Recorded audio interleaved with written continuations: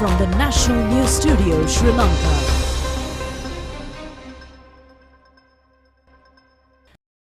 Coming to you live from the National News Studio. Welcome to the news. Together with Sharon Mascrenius, I'm Clifford Richards. First of all, we take a look at the headlines. The central bank says foreign remittances sent by Sri Lankans abroad will not be taxed. Karapiti Hospital in need of medicine for cancer. JVP trade unions are to conduct a protest tomorrow. Several services made essential services. The president points out differences should be set aside to build a united Sri Lanka. Protests against increasing the electricity bill. COVID restrictions relaxed in China. On to the stories in detail now, starting off with local news. The central bank says foreign remittances sent by Sri Lankans abroad will not be taxed. Issuing a statement, the central bank said that rumours stating remittances sent by Sri Lankans abroad will be converted forcefully into Sri Lankan rupees are false. Foreign remittances in bank accounts of those Sri Lankans can be kept in foreign currency. The central bank said they can convert those remittances into rupees according to their wishes. Moving on with more local stories. A hospital is a place which helps patients. However, if a patient does not get assistance from a hospital, he or she becomes destitute. Will patients from various areas visit Galle Karapitiya Teaching Hospital get treatment for various illnesses. This hospital treats children who are suffering from cancer, but it is unable to help them at present. The children's cancer unit of the hospital has been closed down for nearly 2 years due to a lack of a consultant doctor. The indoor playground has also been established for the children's cancer unit. Equipment worth millions of rupees at the unit have been discarded.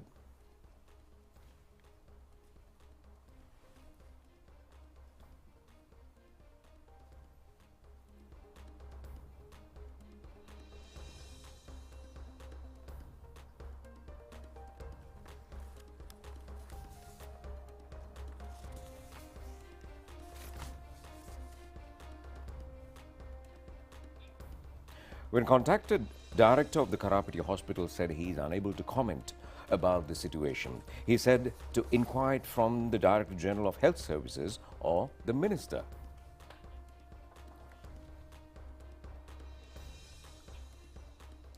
Now in other stories, trade unions led by Janata Vimukti Peramuna has planned to conduct protests island-wide tomorrow against the budget. However, teachers' union said today that they are not aware about such a protest. Wasantha Samanusinghe of the JVP said that tomorrow's action will be taken as another step against the measures to tax the people to sell country's resources and to defeat the budget. The protest will be conducted tomorrow and day after to influence to defeat the budget, which is scheduled to be in Parliament. Joseph Starling of the Lanka Teachers Union said that JVP trade unions did not discuss about the matter. There is no protest about the process, but everyone should have been united to do the protest. There is no use of taking such action while being divided. President Ranil Wickremesinghe says that the people questioning the entire system apart from the economic crisis faced by the country is a major challenge. And also, moving on, the President Ranil Wickremesinghe has issued a gazette declaring several services as essential services. The President had issued the gazette according to the powers vested with him under the second clause of the Essential Public Services Act of No. 61 of 1979. Accordingly, services related to supplying electricity, production, distribution and supplying of fuel have been made essential services. The gazette has also said that looking after, caring and also accepting, nurturing, treatment of patients at hospitals, nursing homes, dispensaries and similar institutions have been declared as essential services.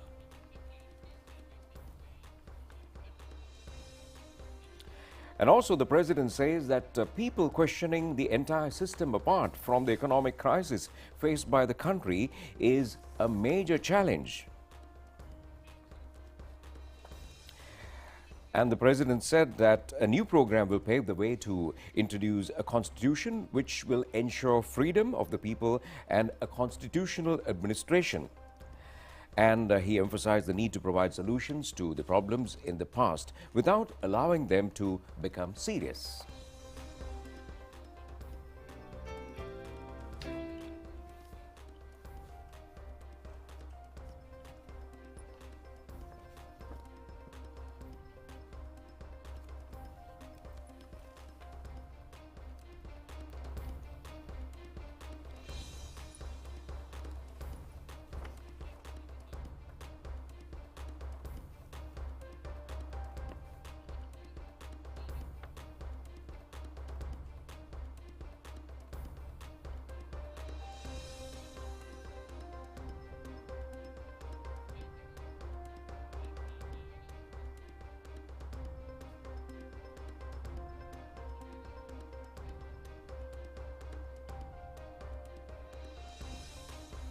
We have a challenge when the whole system is being questioned by a younger generation.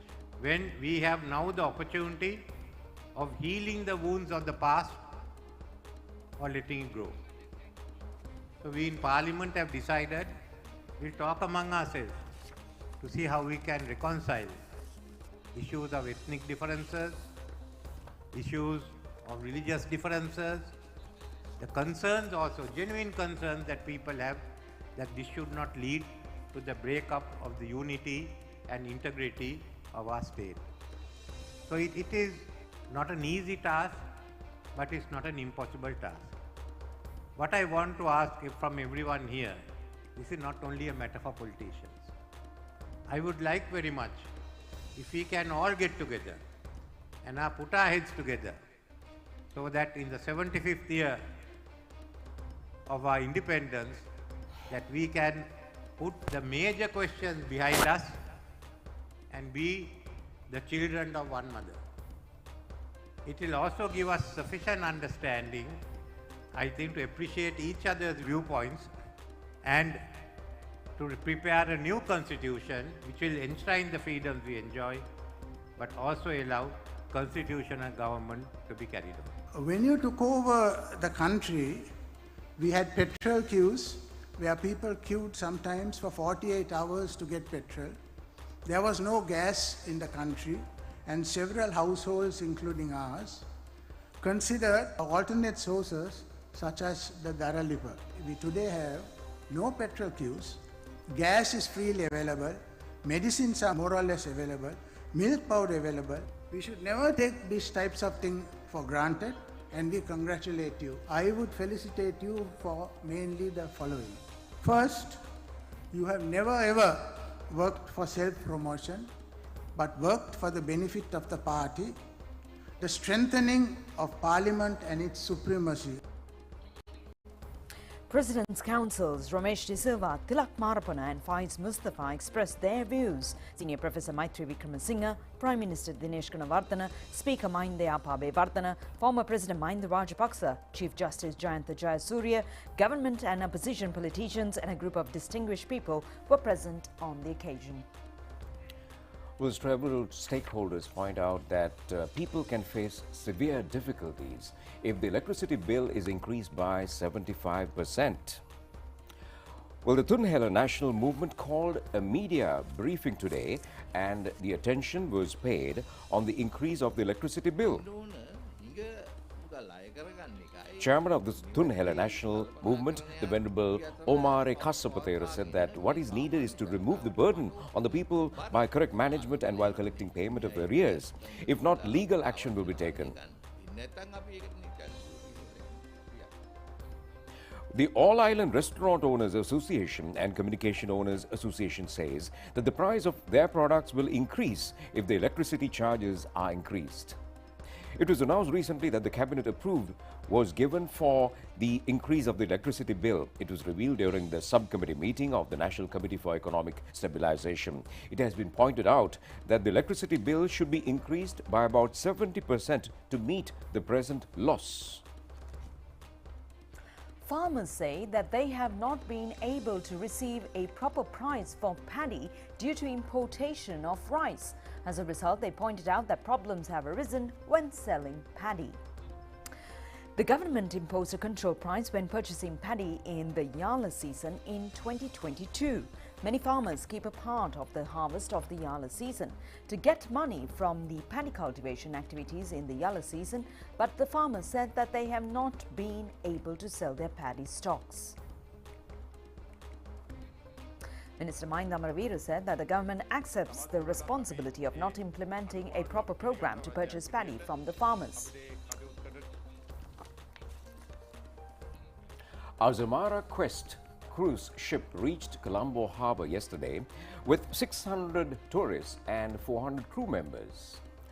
Well, the ship has been registered under the Malta flag. Most of the tourists are Europeans, and the ship was scheduled to sail to Hambantota Harbour this afternoon. The ship arrived from India's Cochin Harbour to Colombo Harbour, and it was scheduled to sail to Hambantota Harbour and to Indonesia tomorrow night. The Minister of Ports and Aviation Services said another 2 passenger ships are scheduled to reach Colombo Harbour on the 18th and 23rd.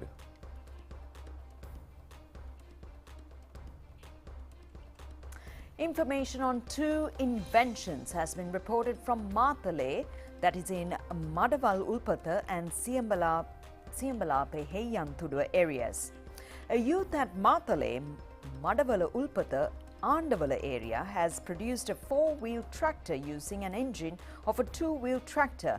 MG Susantha Kumara Jayasinghe has produced the tractor spending about 250,000 rupees using discarded material.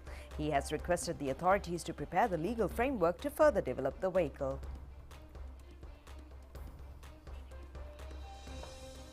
A youth at Siambalape Heyanthudu area has converted a 2-stroke 3-wheeler to be operated with LP gas.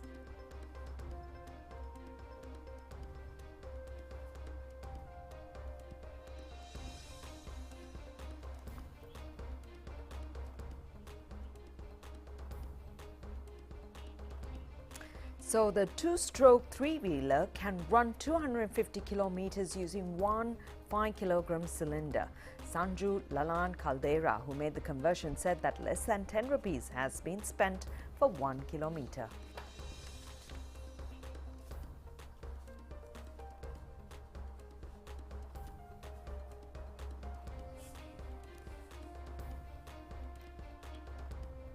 Minister Susil Premajayan says that steps will be taken to add information technology IT subject to the GCE ordinary level stream. He mentioned this during a function recently. Minister Susil Premajayan says that the proposals have been submitted to add the IT subject to the GCE O-level examination. It will create more interest about the subject the country is expected to develop as an education hub. The necessary human resource is there in the country. 1,300 local scientists and technologists have gone abroad. They have registered themselves in the website of the National Science Foundation. The country will get their assistance while they remain abroad. University programs should be updated and brought up to the international level. The education system should be transformed, he said. The 5th anniversary of the 2515 Muthuhara Rupavahini Children's Program in London was held yesterday at Bill High School.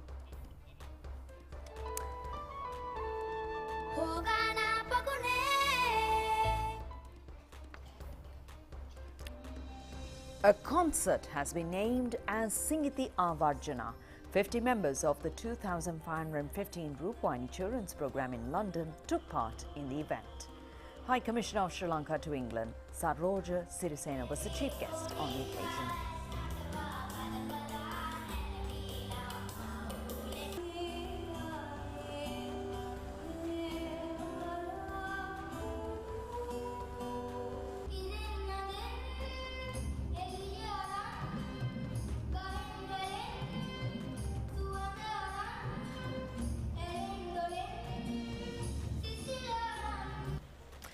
Director General of Sri Lanka Rupavahini Corporation, Ajanta Siniviratne, extended greetings to the program over Zoom technology. Rupavahini මාතාවගේ ගෙලේ බැඳි මුතු මාලය තමයි මුතුවර ළමා සමාජය.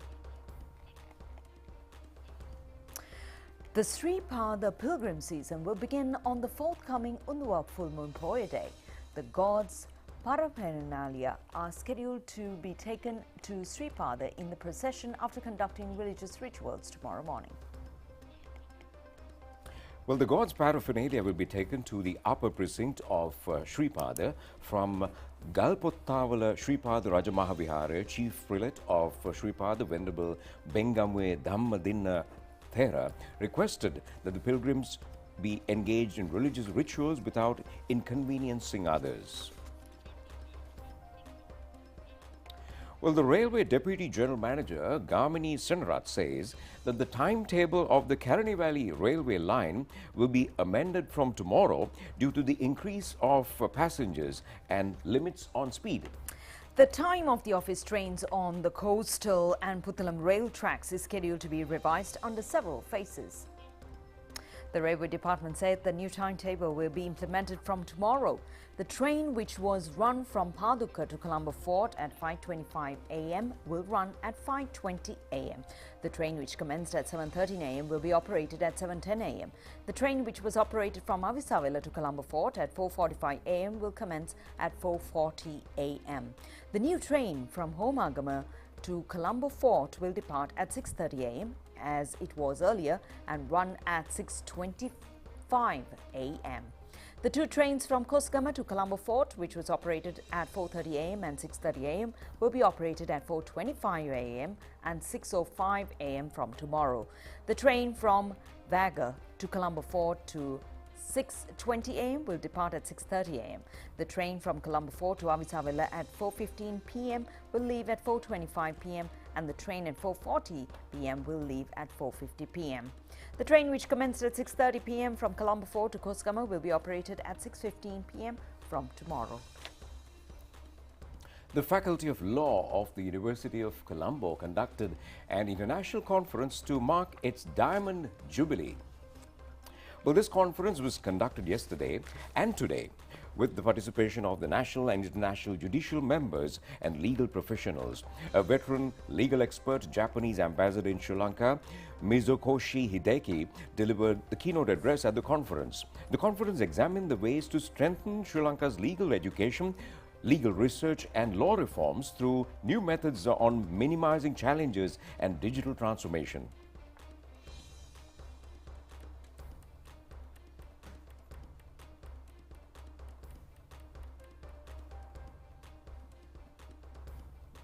The post-war diplomatic relationship between our two countries began in 1952. So the year 2022, this year, commemorates the 70th anniversary of our relationship. As has been documented in numerous places and mentioned on multiple occasions over the course of the 7 decades of our relationship, arguably the most notable landmark in our modern relationship is credited to late President J.R. Jayawardena for his famous speech he delivered at the San Francisco Peace Conference in 1951. The significance of the conference is, of course, that it has set the foundation for Japan to re-enter the post-war international society, hence the establishment of diplomatic relations in ensuing years with many countries, including with Sri Lanka.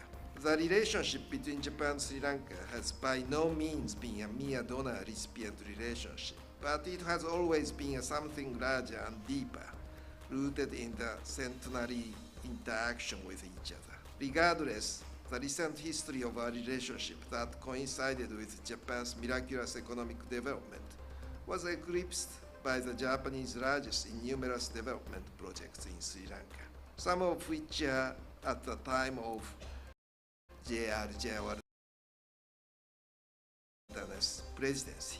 In this retrospect, after experiencing decades-long stagnation in Japan's economy since the 1990s, it was opportune for both countries to have been able to enjoy the dividend of economic growth and strengthen the bond at the same time. It is important for us to focus more on the people-to-people connection through culture, education, language, religion, and many other aspects, including attracting Sri Lankan workers to Japan.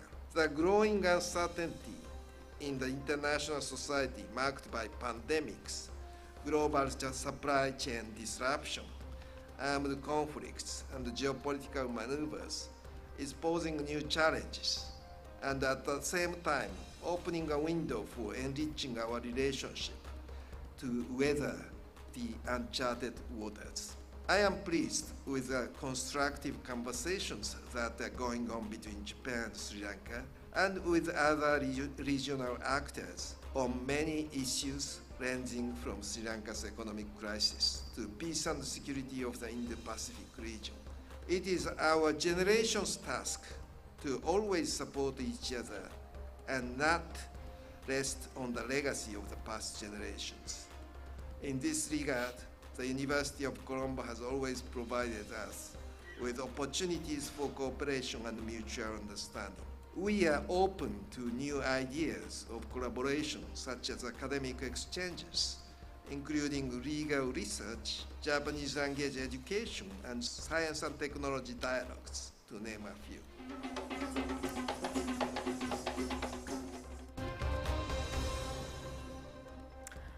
Vikramarachchi opticians introduced to the country N7 surgical technology, which will provide the opportunity for the hearing impaired to hear again. The introduction of the technology took place in Colombo. It is reported that about 2% of the population is affected with hearing difficulties. Vikramarachchi opticians introduced cochlear surgical technology earlier, which provided about 900 persons the opportunity to hear again. Chairman of the company, Miri Vikramarachchi, said that they have about 10 surgeons to perform surgeries using N7 technology. It has been confirmed by tests that the technology will provide hearing ability 100% again. A group of local and Australian doctors were present at the introduction of the technology. The expenditure accounts of the Ministries of Ports, Naval and Aviation Services, Justice, Prison Affairs and Constitutional Reforms will be debated in Parliament tomorrow. Several main projects are being implemented under the Ministry of Ports, Naval and Aviation Services. Colombo East and West jetties are main projects among them. Construction of the Eastern jetty has been completed up to 40%. Constructions of the Western jetty is being done by the Adani Group, which has a 51% ownership. Meanwhile, steps have been taken to reactivate constructions of the second terminal of the Katunayake International Airport, which has been suspended due to the economic crisis. JICA is expected to support the project when the assistance of the IMF is received. Plans have been made to launch the flying school and the aircraft maintenance unit at the loss-making Mattal International Airport. The main project under the Ministry of Justice, Prison Affairs and Constitutional Reforms is the modernization of the court complex with 100 courts. Meanwhile, modernizations to Halsdorf, Ratnapura and Gaul courts complexes are scheduled to be completed soon. Outdated acts is another main project of the ministry. State Minister Ranjit Siambalapitiya says that a Tax Amendment Act will not be presented in Parliament on the 9th. He told media today that even if such an act is presented, it will not increase price of goods. State Minister Ranjit Siambalapitiya said that a Tax Amendment Act will not be presented on the 9th, but it will take place on the 13th or another day. The amendments are not connected to the budget. There is no reason to increase price of goods since the amendments are for future. There are all direct matters such as increasing of tax on revenue and dividends. The VAT on buildings such as apartments will increase. That will also increase up to 15% as in 2019. Well, the weather getting a little unfavorable again. The Met Department says that a low-pressure area will develop from tomorrow near the Andaman Islands of the Bay of Bengal. Director General of the Met Department, Atula Karunayaka, says that as an indirect impact, rains could occur in the northern, eastern and north-central areas of the country. Director General of the Met Department, Atula Karunayaka, said that thunder showers accompanied by severe lightning are likely to occur at several places in central, Sabaragamu, western, northwestern, southern and Uva provinces and also in the Anuradhapura district. There may be temporary localized strong winds during thunder showers. Showers or thunder showers will occur elsewhere during the night, and meanwhile showers or thunder showers will occur in several places in the sea areas of the coast.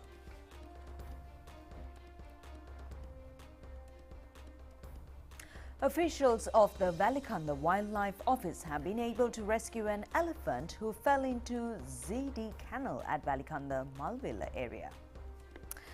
The elephant has been stuck in an anicut and it was rescued and released to Somavati Forest Reserve.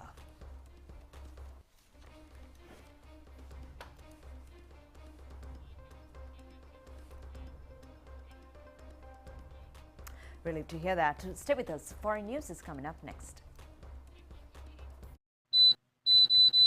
වායු සමනය Celsius අංශක 26 තබමු. අංශකයකින් උෂ්ණත්වය අඩු කළ විට 4%කින් විදුලිය වැයවීම ඉහළ යනවා. අඛණ්ඩ විදුලි සැපයුමකට සහාය වෙමු.